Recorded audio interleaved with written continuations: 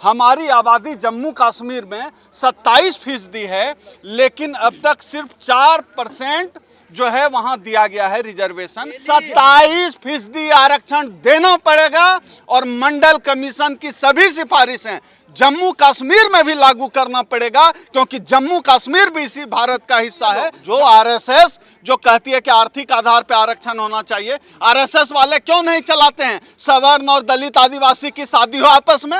वहाँ आर्थिक आधार नहीं काम करता है। जिनको मंदिर चाहिए वो मंदिर के लिए लड़ें, हमें इस देश का संविधान चाहिए।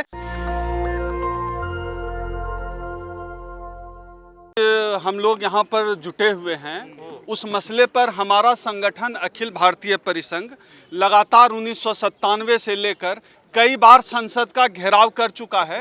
हमारे जम्मू कश्मीर परिसंघ के प्रदेश अध्यक्ष आर.के. कलसोत्रा जी के लीडरशिप में और हमारे राष्ट्रीय अध्यक्ष माननीय डॉक्टर उदित राज जी के नेतृत्व में इस मुद्दे पर लगातार हम लोग संघर्ष कर रहे हैं।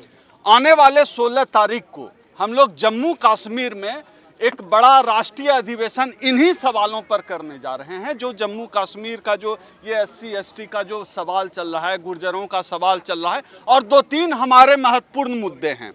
उसमें हमारा जो सबसे महत्वपूर्ण मुद्दा है वो ये है कि सरकार कहती है कि जो पहाड़ों में रहने वाला कोई भी है उनको आरक्षण के दायरे में लाया जाए, लेकिन हमारा साफ मानना है कि पहाड़ों में रहने वाला कोई भी वो दायरे में नहीं आना चाहिए। जिनका हक है, जिनके साथ भेदभाव आया है और जो रिजर्वेशन का क्राइटेरिया है उस क्राइटेरिया के आधार पर आरक्षण मिलना चाहिए। एक सीधी सी बात है।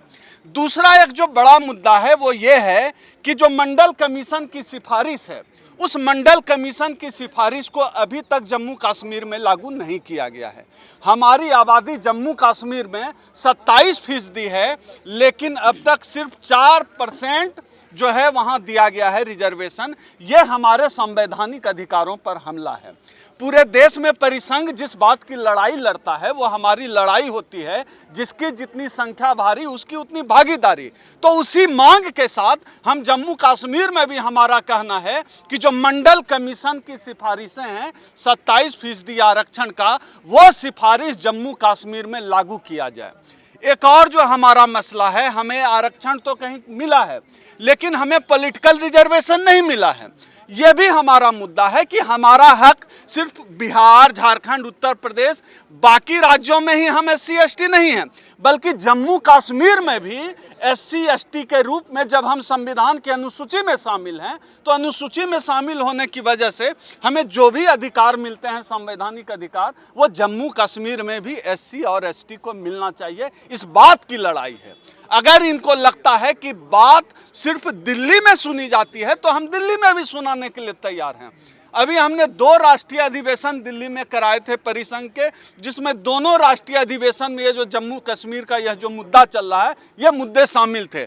आने वाले 16 अक्टूबर को हम तीसरा राष्ट्रीय सम्मेलन इन्हीं सवालों पर करने जा रहे हैं जम्मू और कश्मीर में। हमारे प्रदेश अध्यक्ष आर.के. कलसोत्रा जी और हमारे राष्ट्रीय अध्यक्ष माननीय डॉक्टर उदित राज जी लगातार 2 दशक से भी ज्यादा समय से इस लड़ाई को लड़ रहे हैं कि जम्मू कश्मीर में भी SC और ST को उनका हक मिलना चाहिए।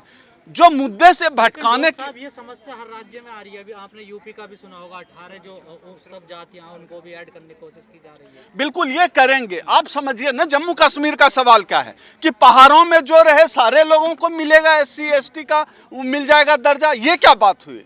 डिस्क्रिमिनेशन सबके साथ नहीं हो रहा है ना। डिस्क्रिमिनेशन दलित समाज के साथ होता है, आदिवासी समाज के साथ होता है। सवर्ण पहाड़ पे रह रहा है तो उसको आरक्षण नहीं मिल सकता।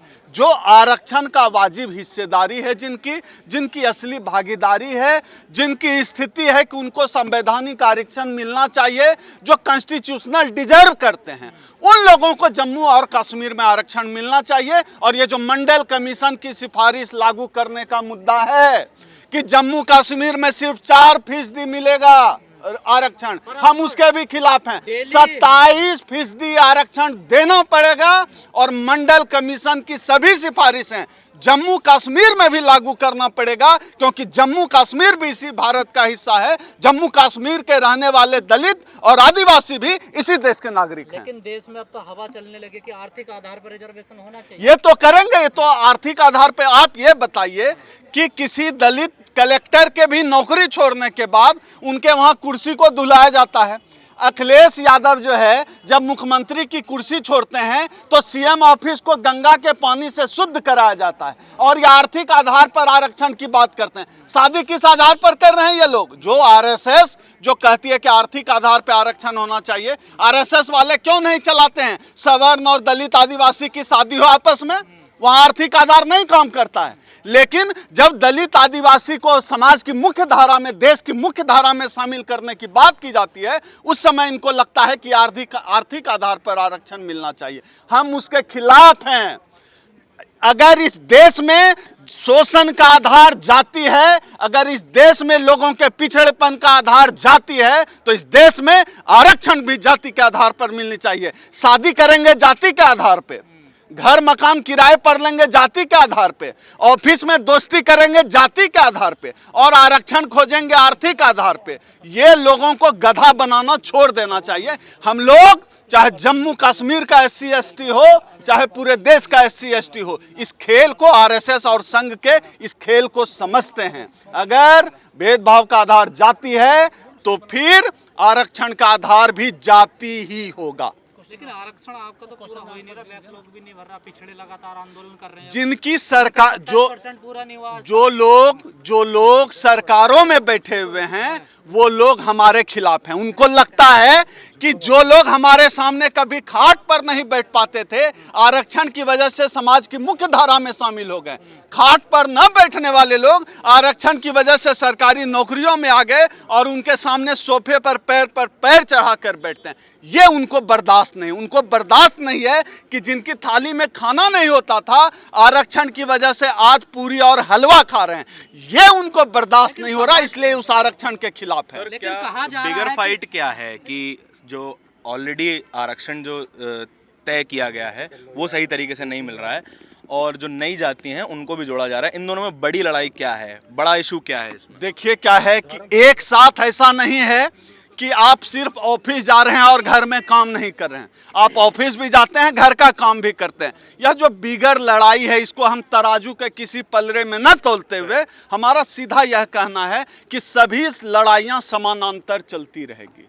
हम उसके भी खिलाफ हैं कि जो पहाड़ों पर रह रहा है जम्मू कश्मीर में, सबको आरक्षण मिले, और जो आरक्षण का जो 27% का जो मुद्दा है मंडल कमीशन की सिफारिश लागू करने का, राजनीतिक आरक्षण लागू करने का जम्मू कश्मीर में, हम उसके भी उस लड़ाई के भी पक्ष में हैं। तमाम लड़ाइयां एक साथ चलेंगी, और अगर उनको लगता है कि हम डर गए, हम लड़ गए और हम चुप बैठने वाले हैं, तो ये उनकी गलतफहमी है। जम्मू कश्मीर लड़ाई चल, देश में 65% आबादी लोग पिछड़ों की कहां?